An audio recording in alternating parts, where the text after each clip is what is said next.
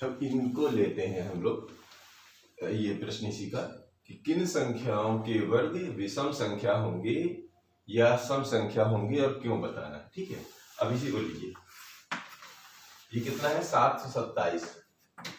तो 727 अंत में क्या है, इकाई पर क्या है, जिनके इकाई अंक पर सम संख्या हो तो पूरी की पूरी सम संख्या होती है, और जिन संख्याओं के इकाई अंक पर विषम संख्या हो तो वो पूरी पूरी संख्या विषम कहलाती है। यानी इसी से सारा हिसाब किताब हमारा तय होता है। किससे, इकाई अंक से। यहाँ पर क्या नजर आ रहा है, ये कैसा है, विषम संख्या। ये क्या है, विषम संख्या। तो विषम संख्या का ये क्या पूछ रहा है, वर्ग। तो विषम संख्या का वर्ग विषम संख्या होगी, विषम संख्या होगी। ये क्यों का जवाब है। तो ये कैसा है, विषम संख्या, तो इसका वर्ग क्या होगा, विषम संख्या।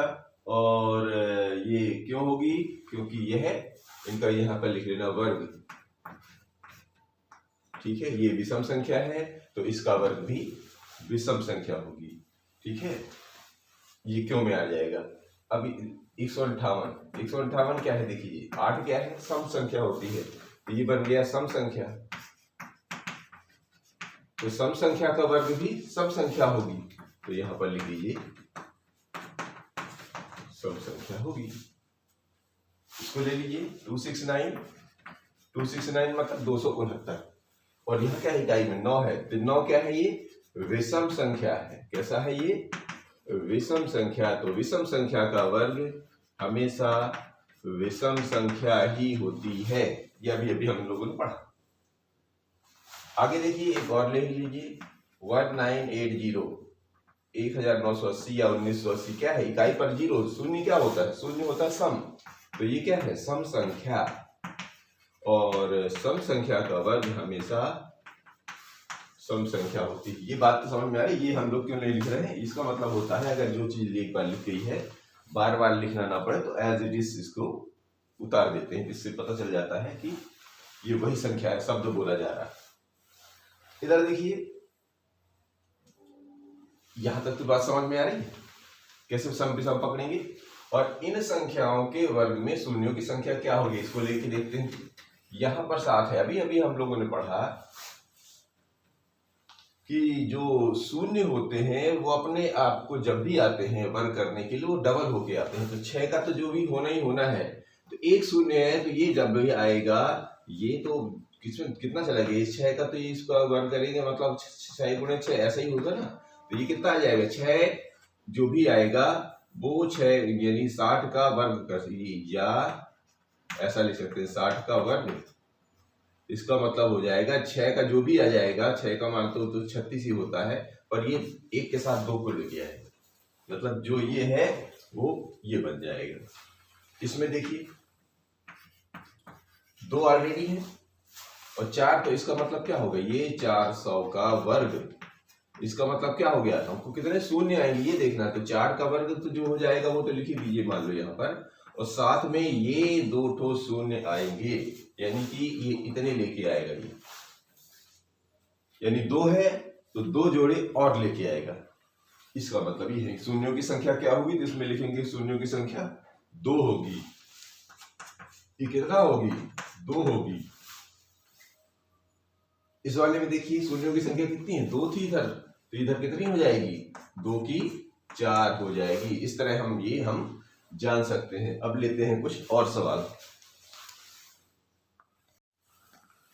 अब एक स्टेप आगे चल के लेते हैं हम लोग कि ये जो वर्ग संख्याओं के बीच की संख्याएं, अब देखो वर्ग तो थोड़ा बहुत समझ में आ ही रहा है। अब इनके बीच की संख्या, क्वेश्चन ऐसे भी आते हैं कि इनके बीच की संख्याएं क्या क्या होती हैं, जरा देखने की कोशिश करते हैं। देखो हमारे पास जो प्राकृतिक संख्याएं कहाँ शुरू होती हैं, 1 से, तो हम 1 से ही लेते हैं।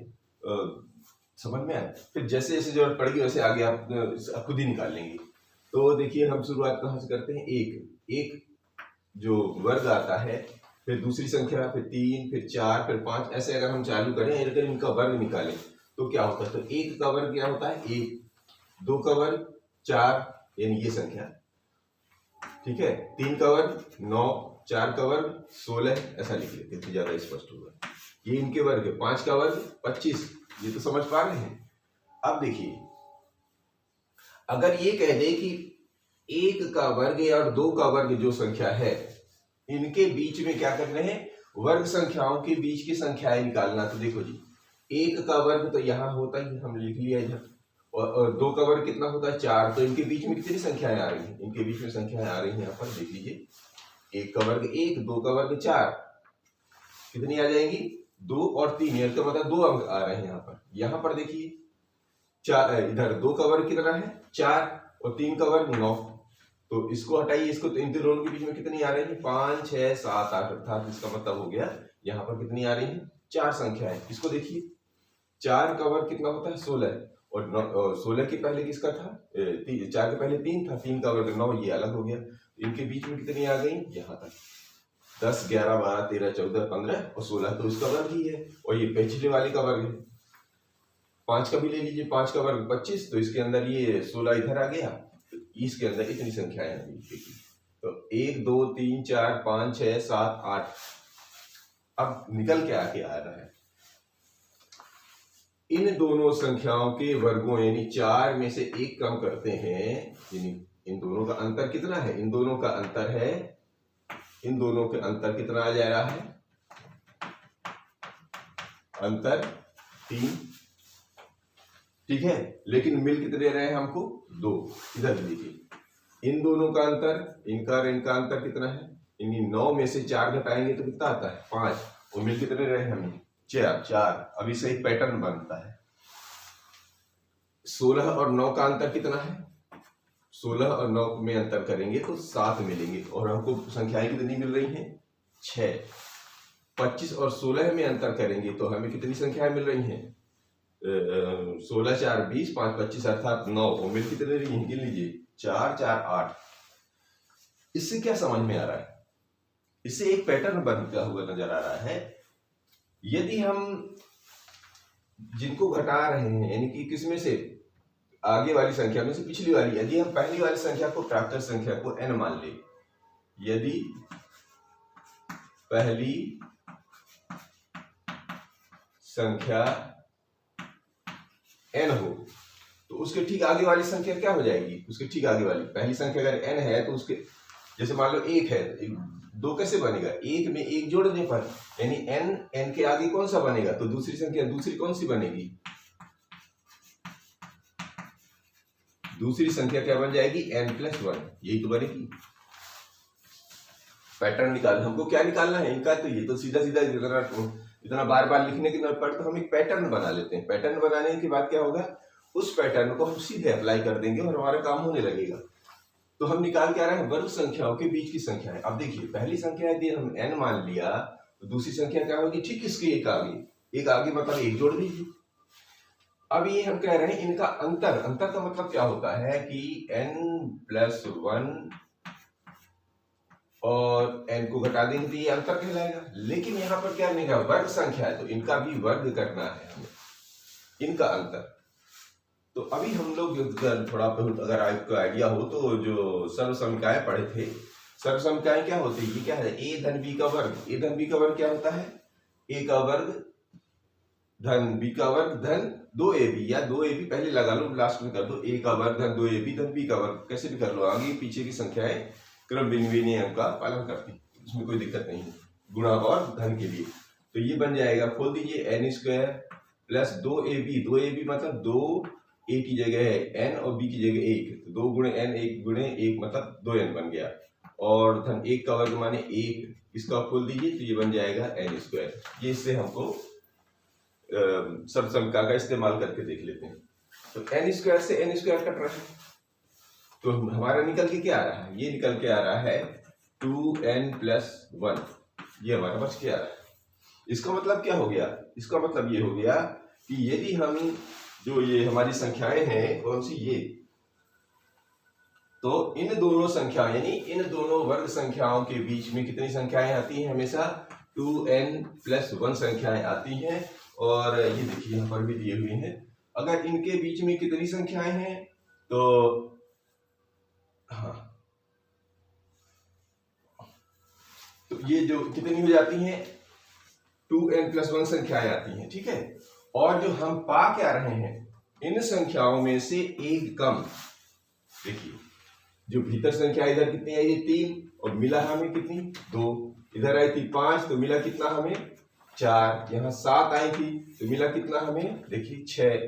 यहाँ 9 आ रहा तो यहाँ भीतर कितनी मिल रही है, 8। इससे क्या आ रहा है, ये जो उन दोनों संख्याओं का अंतर होता है इसमें से एक कम, यानी 2n+1 में से एक कम कर लें तो ये हमारे को प्राप्त संख्याएं आ जाती हैं। कौन सी, वर्ग संख्या। इसका जो मैटर लिखना है तो वो ऐसा लिख सकते हैं कि यदि n, इसका मैटर क्या लिख लेंगे, इसका मैटर ऐसा लिखा जाएगा कि n² और कितनी संख्या आएंगी, इसमें से ये घट गया तो ये कितने बन गया, 2n संख्या, यानी हमको ये प्राप्त करना था तो ये निकल। अब इसको कैसे लिखते हैं, n² प्लस n+1² के बीच कितनी होती है, 2n संख्याएं होती हैं।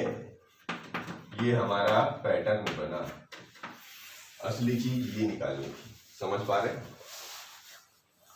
अब इस पर आधारित बहुत सारे सवाल आते हैं, कंपटीशन में भी आपकी इसमें भी आएगा, तो फिर से समझ लीजिए ये क्या निकाला हमने, वर्ग संख्याओं के बीच की संख्या, यानी 1 का वर्ग और 2 का वर्ग, तो बड़ी संख्या से छोटी संख्या के बीच में कितने पैटर्न आ रहे हैं, जो इन दोनों का अंतर होता है उसमें से एक कम। तो इन दोनों का अंतर हमने पैटर्न निकाला, वो कुछ ऐसा निकाला, वो निकल के आया 2n+1, इसमें से एक कम। देखिए 7 आ रही थी, इधर 6 मिलेंगे, इधर 5 आ रहे थे, इधर 4, 3 वाले में से 2 आ रहे हैं, 8, और इधर 9 से 8, यानी जो 2n+1 था उसमें से एक कम कर दे तो ये हमारा 2n बचता है। इसका मतलब ये होता है कि n² यानी कि पिछली वाली संख्या का वर्ग और अगली वाली संख्या के वर्ग के बीच में हमें संख्याएं मिलती हैं 2n संख्याएं। अब जरा एक आठ प्रश्न भी ले लेते हैं, कैसे, तो अगर मान लीजिए इसी में से हम लगा लेते हैं,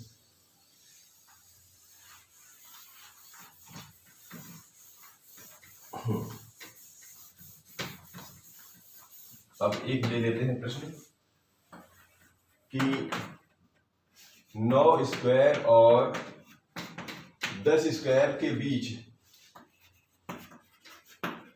कितनी प्राकृत संख्याएं हैं, कितनी प्राकृत संख्याएं हैं, कितनी प्राकृत संख्याएं हैं। चलो ये रहा हमारा प्रश्न।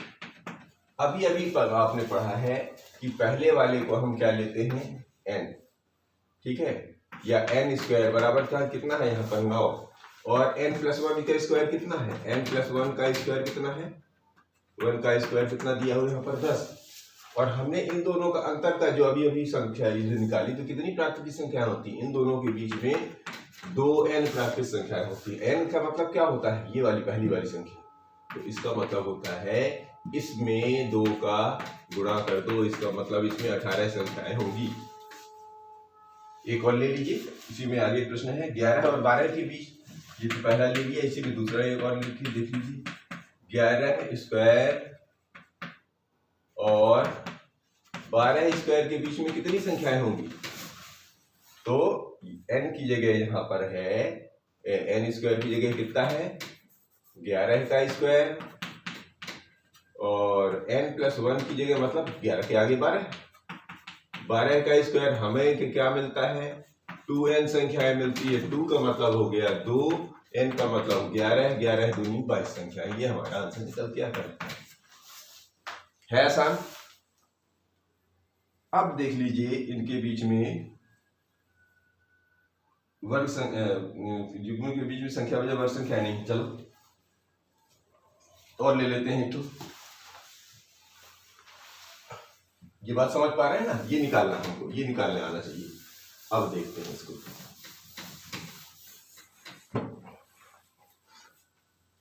दूसरा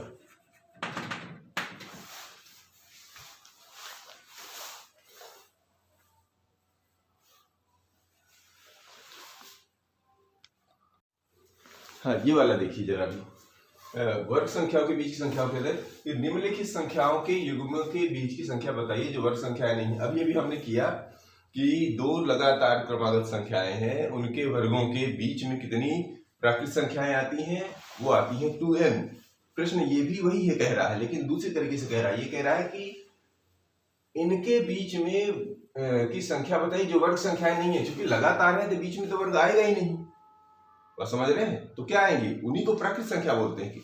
जो संख्याएं वर्ग संख्याएं नहीं है तो वो बीच की क्या संख्या है, वो संख्याएं प्राकृत संख्या ही तो होंगी। लेकिन प्रश्न क्या है, जो वर्ग संख्याएं नहीं है अर्थात वो प्राकृत संख्या की बात कर रहे हैं। तो हमने अभी पढ़ा है कि इन दो लगातार क्रमागत संख्याओं के बीच में कितनी होती है 2n। तो n का मतलब होता है पहली वाली संख्या में से 2 का गुणा 100 अर्थात हो जाएंगी 200 प्राकृत संख्याएं। इसमें भी बिल्कुल आसान है। यहाँ पर कितना लिखा है, इसमें भी 2n की जगह यहाँ पर 90 है तो 2 गुणे 90 अर्थात 9 दूनी 18 180 से प्राकृत संख्याएं हो जाएंगी। या जो ऐसी संख्याएं हैं जो वर्ग संख्याएं नहीं है, ऐसा शब्द लिख दो चाहे। और यहाँ 1000 है तो 2n में कितना हो जाएगा, 2 गुणे 1000 कर दीजिए तो ये बन जाएगा 2000। ये हमारी इतनी प्राकृत संख्याएं नहीं है। अब एक और पैटर्न जानने की कोशिश करते हैं। अब इधर जरा पैटर्न देखिए, ये क्या है कि ये विषम संख्याओं का जोड़। विषम संख्याएं क्या होती है, विषम संख्याएं शुरू होती हैं 1 से शुरुआत करते हैं, ठीक है जी। तो 1 क्या होती है, तो पहली विषम संख्या है। तो अगर हम इसका वर्ग करते हैं तो कितना होता है, या इनको जो 1 को जोड़ेंगे तो 1 ही है, मतलब 1 तो 1 अकेले ही है।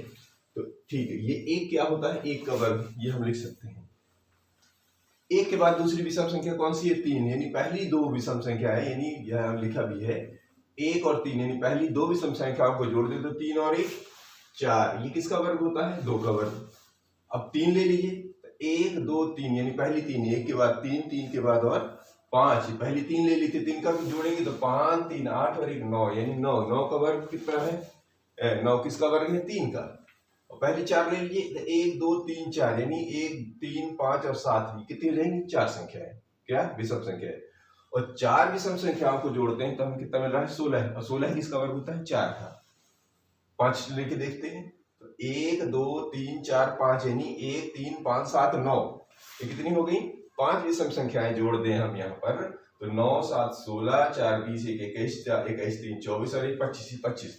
और ये 25 किसका होता है, ये 5 का वर्ग होता है। इसको देखिए एक और बढ़ा के देखते हैं तो 1 3 5 7 9 और एक और बढ़ा दीजिए, ये लीजिए कितने हो गए, गिन लीजिए 1 2 3 4 5 6, यानी 6 अगर हम यहाँ पर लगातार यानी क्रमागत विषम संख्याएं जोड़ रहे हैं तो कितनी हो रही है, 36। और 36 किसका है, वर्ग है 6 का। अब इधर देखिए क्या निकल के आ रहा है, इधर हम एक एक विषम संख्याएं बढ़ा रहे हैं और इधर क्या मिल रहा है, कंटिन्यू एक एक करके बढ़ता हुआ वर्ग क्रम मिल रहा है हमें। यानी पहले का जोड़ेंगे तो 1 आएगा तो 1 का वर्ग किसका आ रहा है, 1 का वर्ग है वो। जो दूसरे वाले में 4 आ रहा है तो किसका वर्ग आ रहा है, 2 का वर्ग। 3 संख्या विषम संख्याओं को जोड़ रहे हैं, शुरुआत की 3 क्रमागत शुरुआत की संख्याएं जोड़ रहे हैं, ठीक है, ध्यान रखना। तो वो कितने आ रहे हैं, 3 वाले में 9, 9 किसका है, 3 का। यानी जितनी संख्याएं जोड़ रहे हैं उसी का वर्ग है। यहाँ 4 जोड़ रहे हैं तो 4 का वर्ग बन रहा है। 5 विषम संख्याएं लगातार जोड़ रहे हैं तो 5 का वर्ग बन रहा है। 6 विषम संख्याएं लगातार जोड़ रहे हैं तो 6 का वर्ग कर रहे हैं।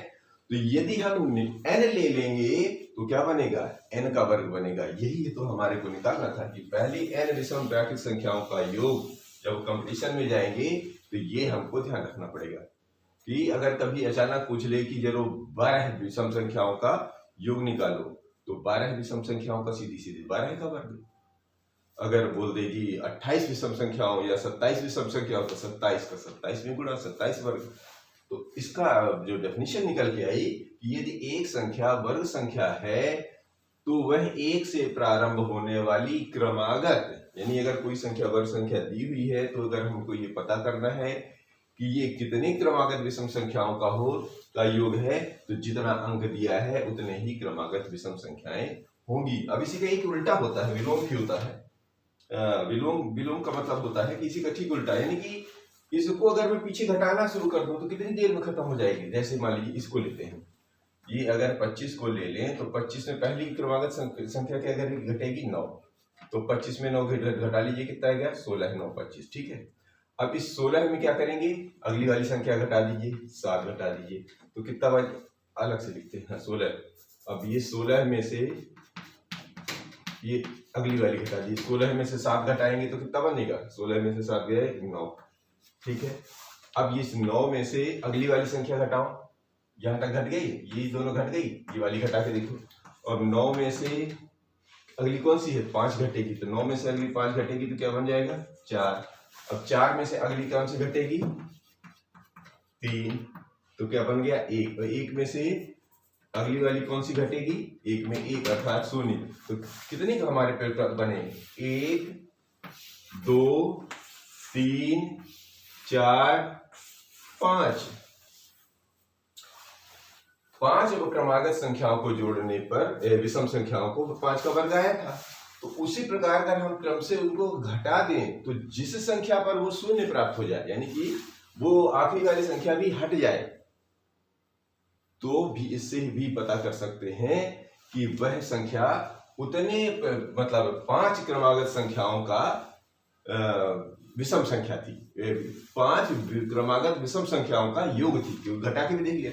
तो इसकी भाषा भी कुछ इस तरह लग सकते हैं कि यदि कोई प्राकृत संख्या 1 से प्रारंभ होने वाली क्रमागत विषम संख्याओं के योग के रूप में नहीं व्यक्त हो सकती, वह पूर्ण वर्ग संख्या नहीं होगी। यदि यहाँ कुछ बच जाता है, यहाँ पर जैसे एक उदाहरण देख लेते हैं हम लोग, मान लीजिए 15 ले लेते हैं, 15 है कि नहीं, तो पहला सबसे पहले क्या करेंगे, हम 15 लिखेंगे।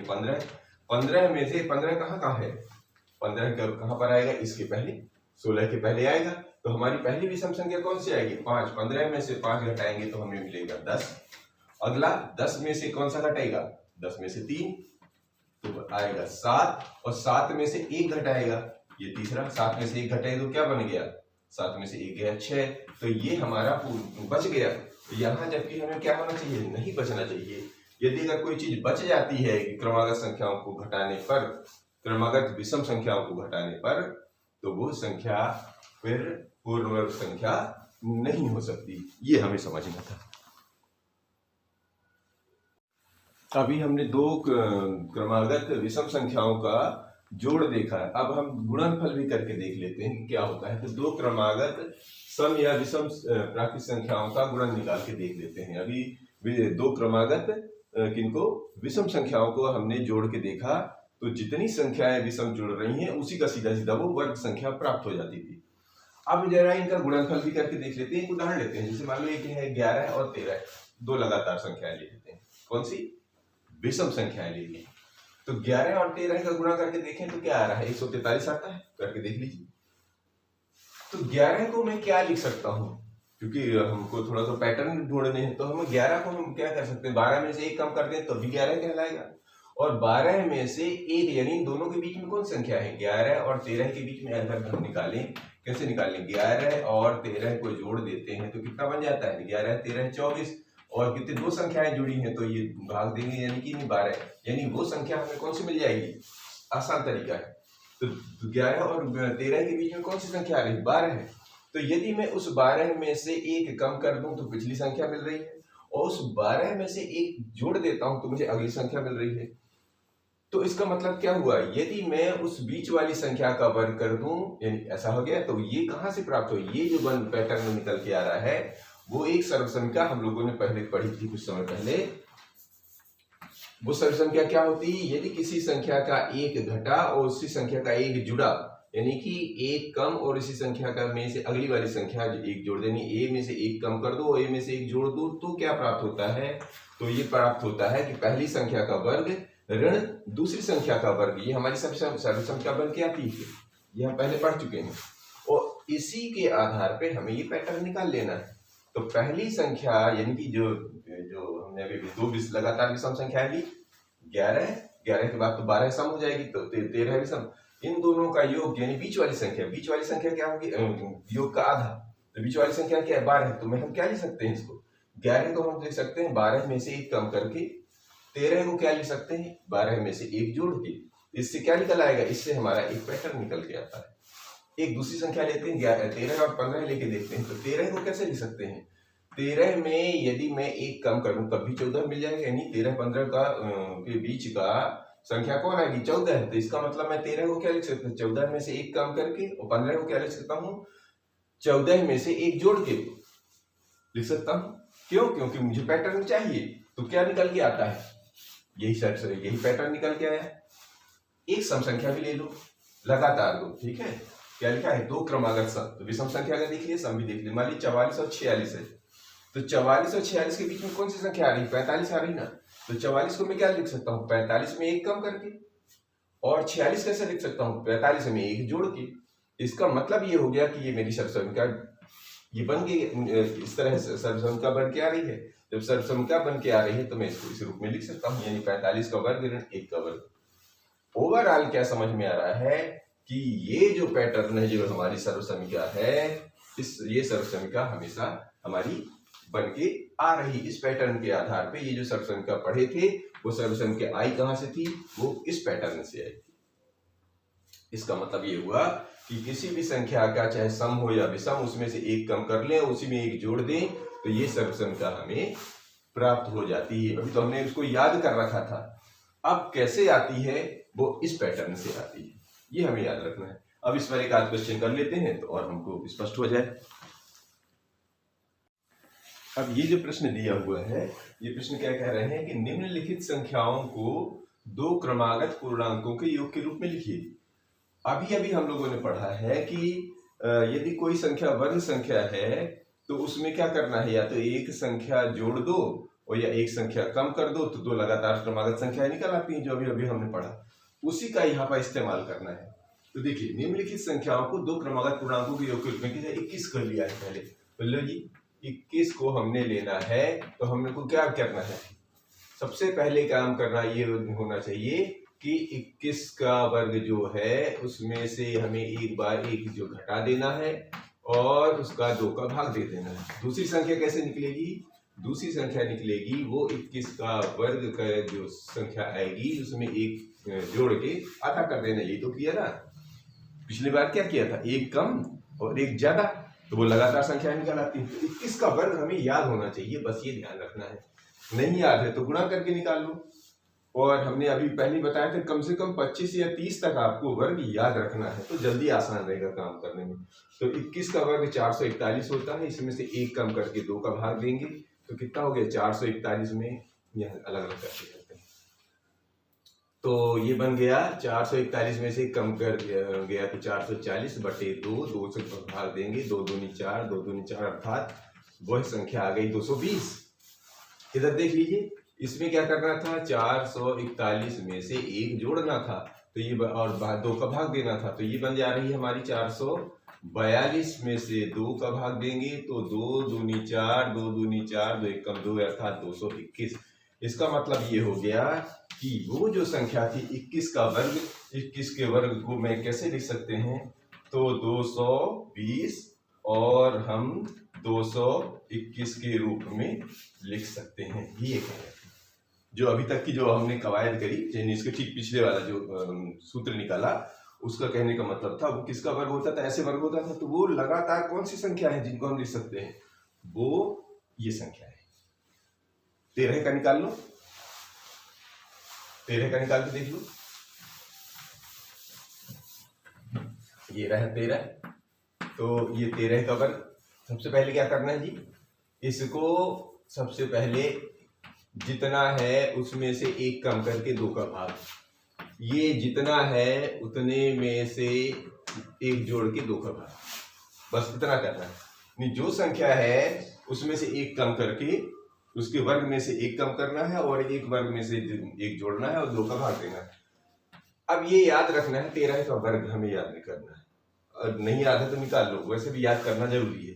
तो 13 होता है 169 में से एक कम कर दिया 2, तो ये बन गया 168। 168 में से 2 का भाग दे दीजिए, तो 2 अट्ठे 16, 2 एक कम 2, 2 चौके 8, यानी वो संख्या आ गई इधर वाली 84। तो ये 85 आनी चाहिए, करके देख लो।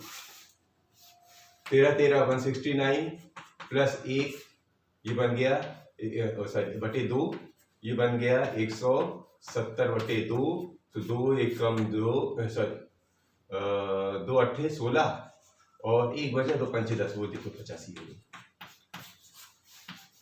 ये 2 क्रमांक है। इसका मतलब ये है कि मैं 13 के वर्ग को कितना लिख सकते हैं, 84 और 85 के योग के रूप में लिख सकते हैं। ठीक है, इसका भी निकाल के देख लीजिए, ये भी क्लियर हो जाए। तो यहां पर दिया हुआ है 11, तो ले लेते हैं 11 का वर्ग। तो क्या बताया था अभी, 11 के वर्ग में से 1 कम करके 2 का भाग, 11 के वर्ग में से 1 को जोड़ के 2 का भाग, और 11 11 होता है 121, में से 1 को कम कर लिया, ये बन गया 120/2, अर्थात ये बन गया 60। 2 एकम 2, 2 छक्का 12, 60। ठीक है जी। इसमें से 121 में से 1 को जोड़ दिया, 2 का भाग दे दिया, ये बन गया 122 में 2 का भाग, तो 2 छक्के 12, 2 एकम 2, अर्थात ये बन गया 61 और ये बन गया 60। इसका मतलब हम 11 के वर्ग को 60 और 61 2 क्रमागत संख्याओं के योग के रूप में लिख सकते हैं। उसको भी देख लीजिए, पूरा क्लियर हो जाए एकदम से। तो ले लीजिए, इसको 19 को भी ले लेते हैं। ये लीजिए, ये रहा 19। तो इस 19 के वर्ग को हम लिख लेते हैं, पहले का वर्ग में से 1 कम करके 2 का भाग, 19 के वर्ग में से 1 को जोड़ के 2 का भाग। अब 19 का होता है 361 में से 1 कम करके 2 का भाग, तो ये बन गया 360 में से 2 का भाग, तो 2 एकम 2, अट्ठे 16, शून्य यानी 180। तो इसके अगले वाला निकाल के भी देख लो, नहीं निकालोगे तब भी 181 हो ही जाएगा। ठीक करके देख लेना। तो इसका मतलब ये हो गया कि ये 19 का वर्ग को हम क्या लिख सकते हैं, 180 और 181 के वर्गों के योग के रूप में लिख सकते हैं। इससे ये हमारे को स्पष्ट हो जाता है। बात समझ में आई?